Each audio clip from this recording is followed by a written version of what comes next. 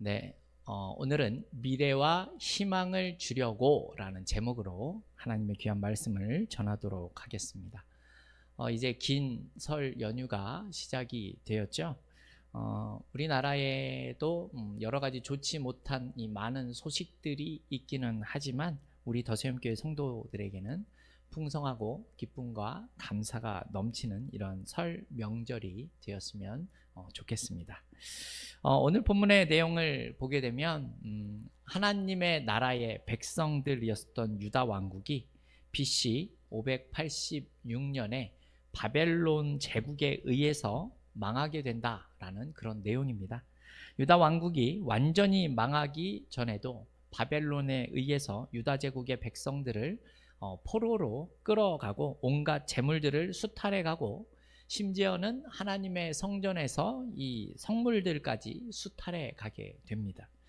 열왕기 하 24장과 25장을 보게 되면 그 내용이 유다가 망해가는 과정을 설명을 하고 있는 내용인데요.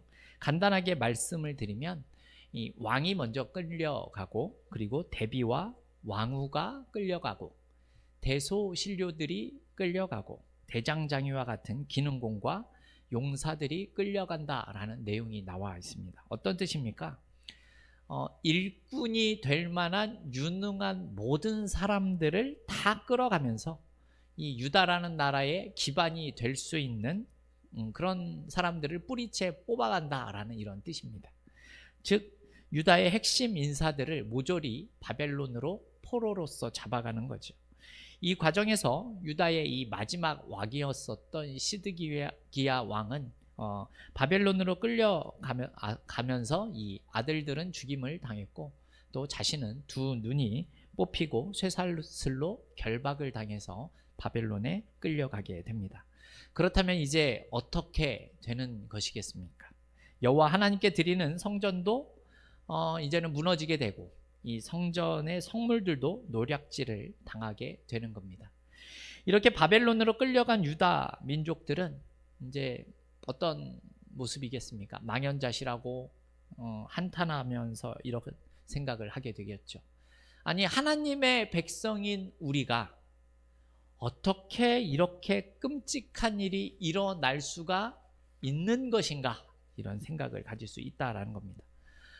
온 우주의 만물의 주관자이신 하나님께서 그 하나님을 섬기는 이 백성들에게 어떻게 이러한 일들이 일어날 수 있도록 하시는 것인가? 왜 하나님의 성전이 무너지고 수탈을 당해야만 하는 것인가? 왜 이방 나라에 의해서 하나님의 믿는 자들을 이렇게 포로로 질질 끌어갈 수가 있는가? 이렇게 제국에 포로로 끌려간 유다 백성들이 울부짖으며 실망하고 좌절할 수 있을 때 과연 우리의 여호와 하나님은 도대체 무엇을 하고 계시는 것인가? 이러한 질문을 가질 수 있다라는 겁니다. 여러분, 왜 하나님께서는 무능하신 것처럼 왜 자신의 백성들을 이렇게 가만히 두고 묵묵히 지켜보고 계시는 것입니까? 어떻게 하나님께서는 이 유다 백성들에게 어떤 계획과 뜻을 가지고 계시길래 이렇게 가만히 두고만 계시는 것입니까? 이런 생각과 질문들을 가질 수 있다라는 겁니다. 이런 일들을 당하고 있을 때 유다 백성들을 위해서 하나님은 예레미야 선지자를 통하여서 오늘 유다 백성들에게 편지를 써서 보내는 것이 오늘 우리가 읽은 본문의 내용이다라는 겁니다. 1절에 나온 내용을 우리 같이 한번 읽어볼까요? 우리 말씀 좀 보여주시겠습니까? 1절 우리 같이 읽겠습니다. 선지자 예레미야가 예루살렘에서 이 같은 편지를 느부갓네살이 예루살렘에서 바벨론으로 끌고 간 포로 중 남아있는 장로들과 제사장들과 선지자들과 모든 백성에게 보냈는데, 네, 이렇게 말씀하고 있습니다. BC 586년 8월경 유다가 이 바벨론 제국에게 완전히 망하게 되어서 유다의 마지막 왕인 시드기야가 아들들이 죽임을 당하고 두 눈이 뽑혀 쇠사슬로 묶여 결박을 당하여 끌려가게 되죠. 예레미야 선지자가 사반의 아들 엘라사와 또 힐기야의 아들 그마랴 편으로 편지를 써서 보내는 겁니다. 그래서 우리가 읽어봤지만 4절에서 14절의 내용이 그 말씀을 편지로 써서 보냈다라는 거죠. 그러나 바벨론의 포로로 끌려간 유다 백성들이 애타게 기다리는 소식은 사실 오늘 우리가 읽어본 이 내용과는 전혀 다른 그런 소식일 겁니다. 왜 그렇습니까? 포로로 유다 백성들이 끌려갔습니다. 그렇다면 여호와 하나님께서 이들의 조상을 애굽에서 종살이하고 고통당하고 있을 때 어떠한 일을 행하셨죠?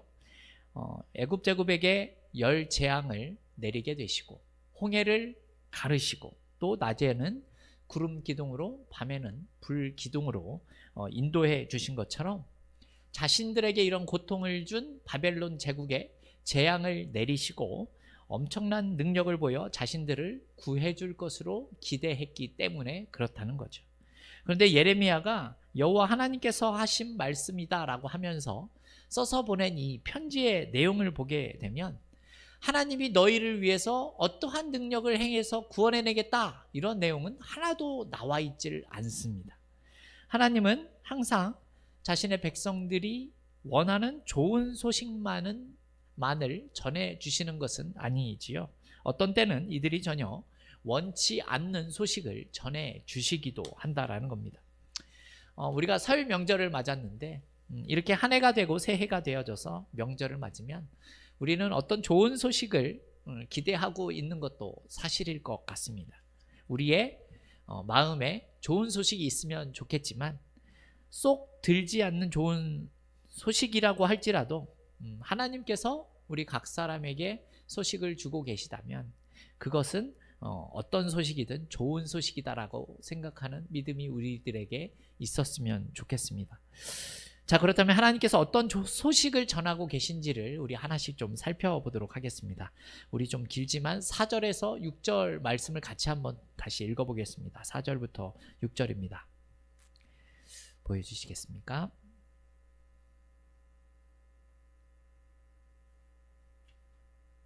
네, 우리 4절부터 6절 읽겠습니다.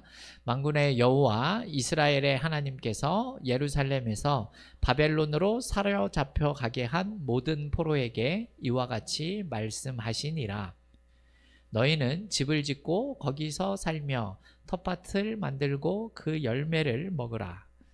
아내를 맞이하여 자녀를 낳으며 너희 아들이 아내를 맞이하여 너희 딸이 남편을 맞아 그들로 자녀를 낳게 하여 너희가 거기에서 번성하고 줄어들지 아니하게 하라. 아멘. 여러분 이게 어떠한 내용처럼 보이십니까?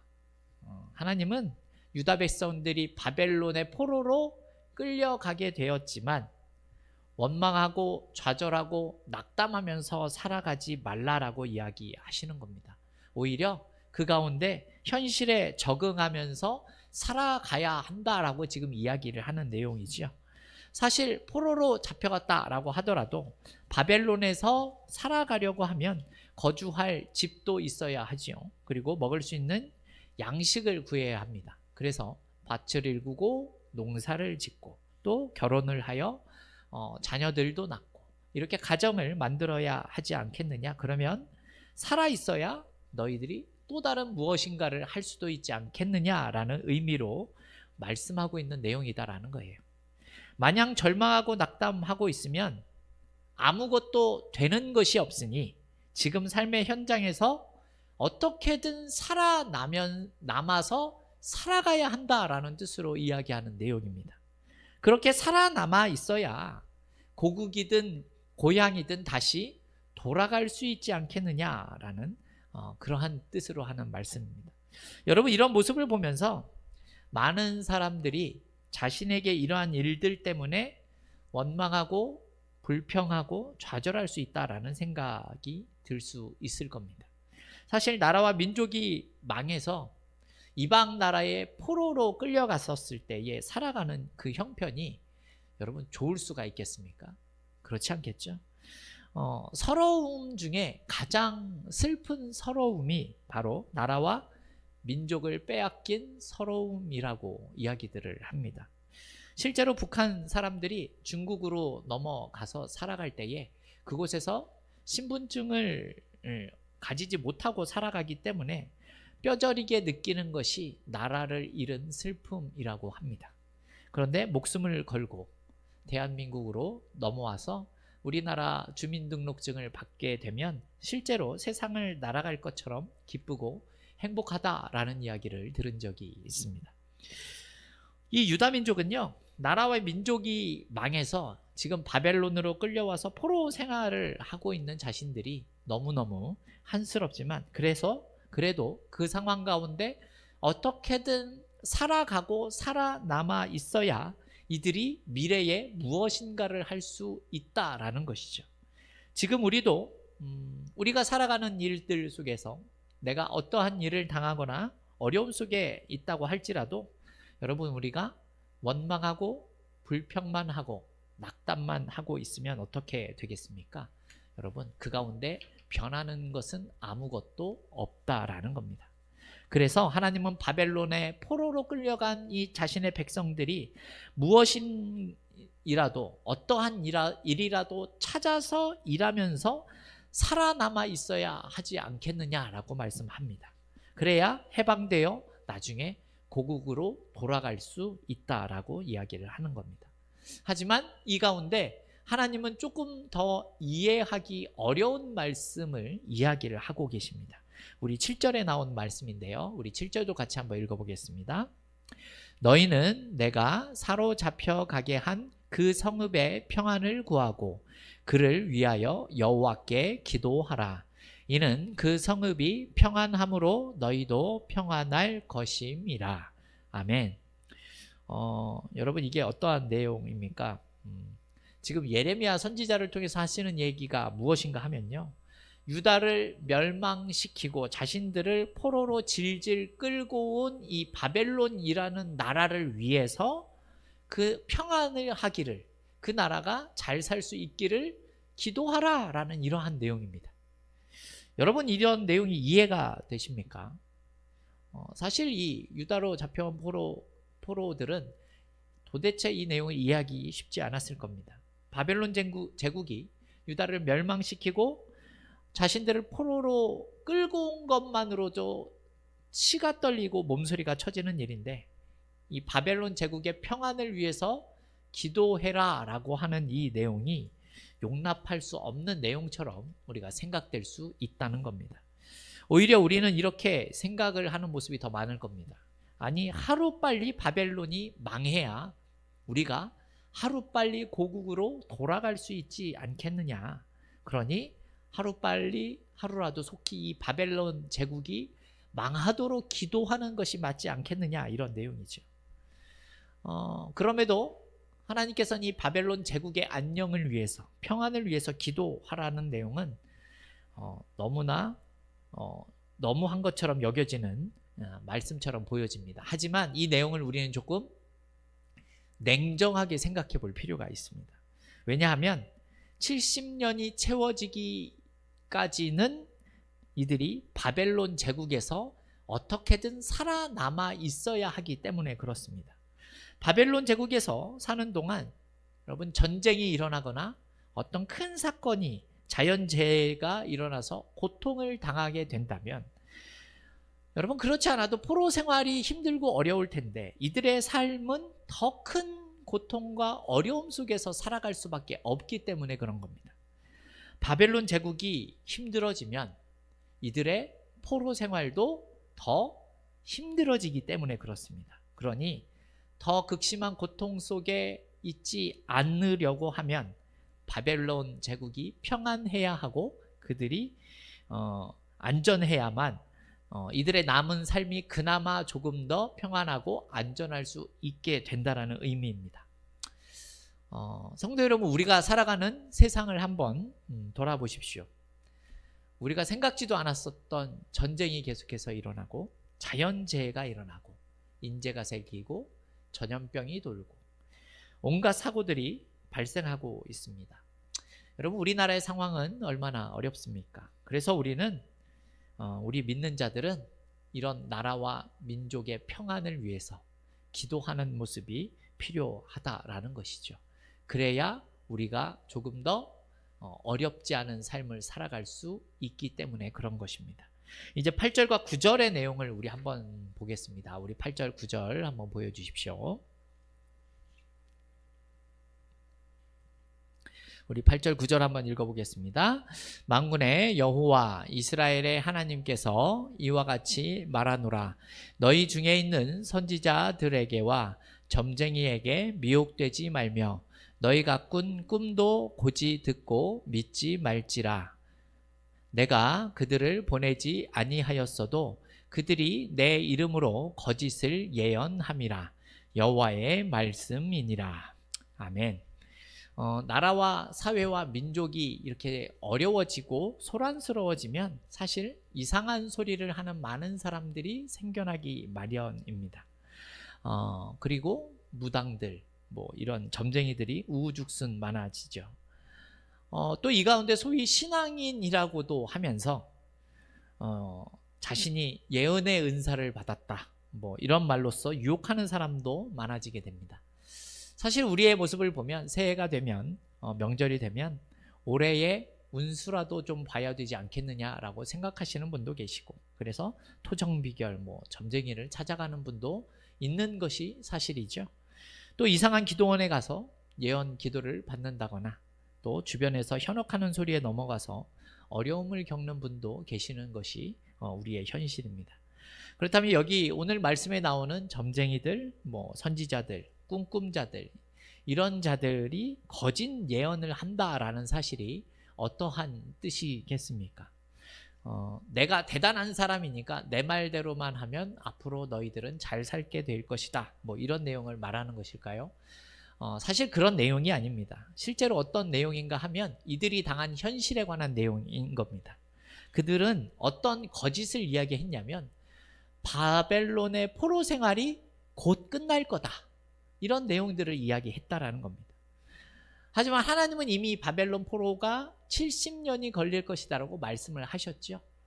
그런데 포로 생활이 곧 끝날 것이며 빼앗겼었던 여호와의 성전 기물도 다시 다 돌아오고 회복될 것이다, 이런 내용들, 이런 거짓을 이야기하는 선지자들, 점쟁이들, 이런 꿈꾼 자들에 있었기 때문에 이들의 말에 미혹되지 말아라 라고 하는 겁니다. 여러분, 왜 이러한 이야기를 하겠습니까? 사실 생각을 해보십시오. 이러한 내용들은 지금 유다 백성들이 원하고 바라는 내용입니다. 자신이 원하는 말을 하는 사람들을 사실 우리는 굉장히 좋아하기 마련이지요. 그래서 내가 원하는 말을 주변에서 하게 되면 우리는 귀가 솔깃해지고 또 시원하게 뭔가 내가 원하는 일을 해줄 것처럼 생각하는 경우가 많다라는 겁니다. 그런데 여기에서 우리의 어려움이 사실 생기는 거죠. 무엇입니까?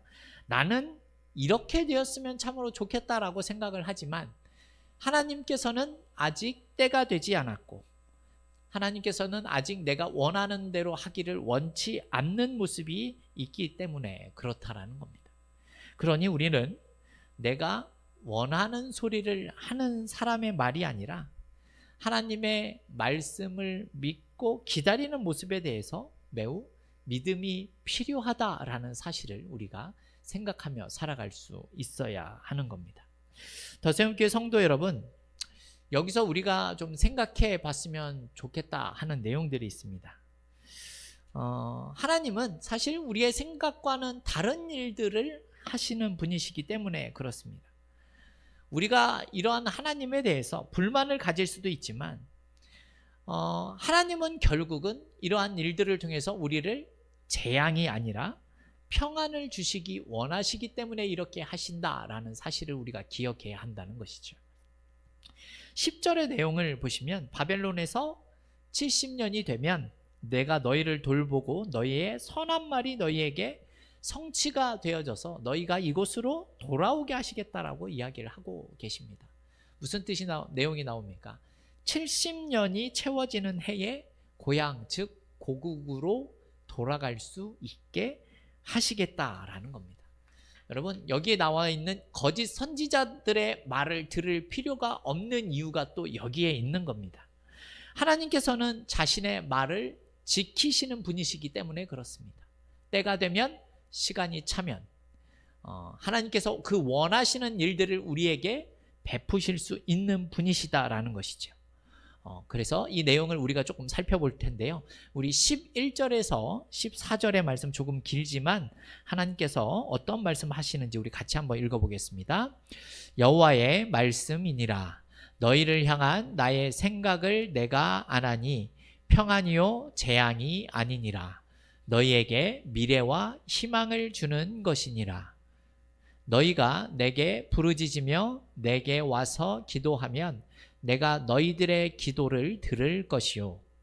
너희가 온 마음으로 나를 구하면 나를 찾을 것이요 나를 만나리라. 이것은 여호와의 말씀이니라. 나는 너희들을 만날 것이며 너희를 포로된 중에서 다시 돌아오게 하되 내가 쫓아 보내었던 나라들과 모든 곳에서 모아 사로잡혀 떠났던 그곳으로 돌아오게 하리라. 이것은 여호와의 말씀이니라. 아멘. 어떤 내용인가 하면요.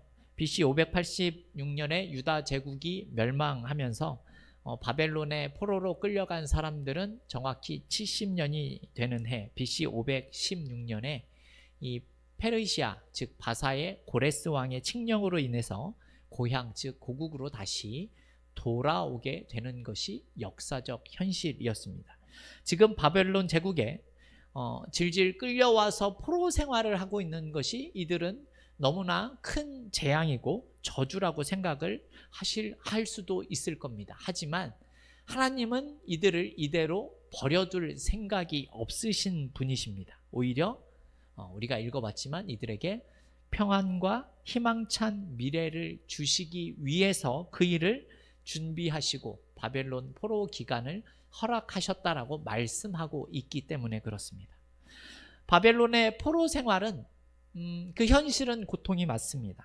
하지만 하나님은 이들에게 고통을 주시기 위한 목적을 가지신 것이 아니다라는 겁니다. 하나님은 오히려 이들에게 평안을 약속하고 예비하고 계시다라는 말씀을 하시기 때문에 그렇습니다.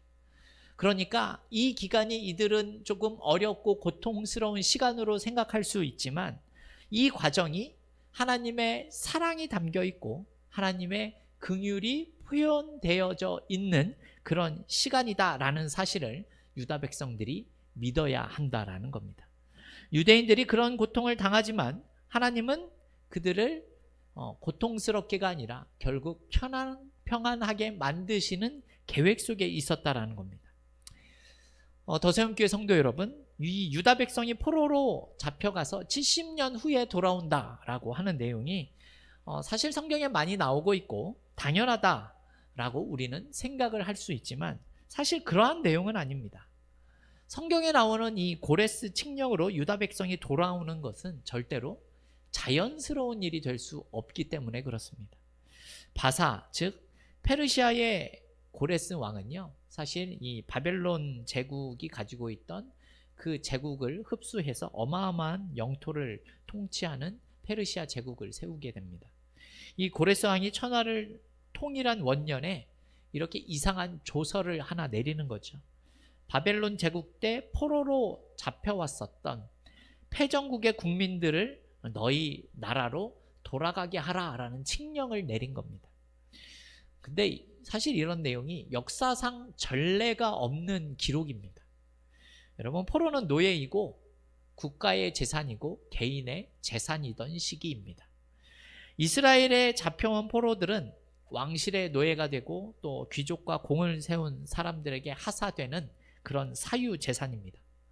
그런 포로들을 다시 고향으로 돌려보낸다라는 이 사실 자체가 사실은 역사상 없었던 일들이 지금 발생하고 보여지고 있다라는 겁니다. 여러분, 우리가 지난주에 출애굽기를 리딩 지저스를 통해서 읽지 않았습니까? 바로가 10가지 재앙을 당했습니다. 근데 당하지만 포로인 이스라엘을 놓아주려고 하지 않는 모습들을 우리가 잘 살펴봤지 않습니까? 사실 여러분, 그게 정상적인 모습이다라는 겁니다. 그런데 고레스가 칙령을 내려서 이들을 돌려보냈다라는 거죠. 여러분, 왜 이런 일들이 가능했기에 했겠습니까? 하나님이 이러한 일들을 미리 준비하고 예비해 놓으셔서 이들에게 평안과 미래를 허락해 주시기 위해 예비한 일이었다라는 사실을 우리가 기억해야 한다라는 겁니다. 그래서 사실 이 기록이 이사야서를 보게 되면 지금 이 일이 일어나기 전에 200여 년 전에 미리 예언이 되어져 있었습니다. 그리고 우리가 잘 아는 다니엘 있지 않습니까? 이 다니엘이 고레스 왕이 있을 때에도 고위직에 있었습니다. 이러한 내용들을 잘 알고 있었던 다니엘을 통해서 또한 이런 일들이 가능하도록 하나님께서 일하셨다라는 겁니다. 즉 유다 백성들이 운이 너무나 좋아서 돌아오게 된 것이 아니라 하나님의 철저한 계획 속에서 이들이 포로로 잡혀가게 되었지만 70년이라는 시간이 되었고 이들은 그래서 결국 돌아올 수 있게 되어졌다라는 겁니다. 우리는 하나님께서 내가 원하시는 일들을 잘 이루어 주시지 않는 분이시다라고 생각을 하실지도 모르겠지만 오늘 나오는 하나님의 말씀은 우리에게 미래와 희망을 주시는 분이시다라고 분명히 우리에게 말씀하고 계신다라는 겁니다. 사실 포로에서 돌아오는 것은 제2의 출애굽이라고 할 정도로 대단한 일이고 유다 백성들에겐 새 창조와 새 언약과도 같다라는 사실을 우리는 기억해야 한다는 거죠. 더 재밌게 성도 여러분, 우리가 살아가는 세상들을 보십시오. 왜 이러한 일들이 생기고 왜 이러한 어려움을 당해야 하는가? 이런 생각을 우리가 할 때가 있는 것이 사실 아닙니까? 왜 항공기가 떨어져야 하고 전쟁이 일어나야 하고 극심한 기후변화가 일어나 많은 사람들이 고통과 어려움을 당해야 하는가? 사실 이러한 내용들이 아니더라도 우리가 살아가는 삶 속에서 왜 나한테는 이러한 일들이 일어나는 거지? 라고 생각할 때가 많지 않습니까? 그러한 일들 속에서 우리는 오늘 본문의 말씀을 통해서 하나님께서 우리에게 말씀해 주시는 내용은 우리의 생각을 넘어서는 하나님의 일하심이 우리에게 예비되어져 있기 때문이다 라고 말씀하고 있다는 겁니다. 지금 이것이 우리에게 고통이 될 수 있고 지금은 그것이 우리에게 아픔이 될 수 있지만 하나님은 결국 우리에게 미래와 희망을 주시기 위해서 이러한 일들을 허락하시는 분이시기 때문에 그렇다라는 겁니다. 그러니까 오늘 우리가 읽어본 말씀에도 나오지만 우리가 기도해야 하는 이유가 여기에 있는 겁니다. 하나님은 우리의 기도를 들으시는 분이시라고 오늘도 분명히 말씀하셨지 않습니까? 그래서 우리는 나라를 위해서 기도해야 하고 내 가족을 위해서 기도해야 하고 내 주변의 사람들을 위해서 기도해야 하는 것입니다. 그들의 미래와 평안을 위해서 말입니다. 결국 내가 원하지 않는 일들 속에서 하나님은 놀라운 역사하심과 하나님의 계획을 이루실 수 있는 분이심을 기억하셨으면 좋겠습니다.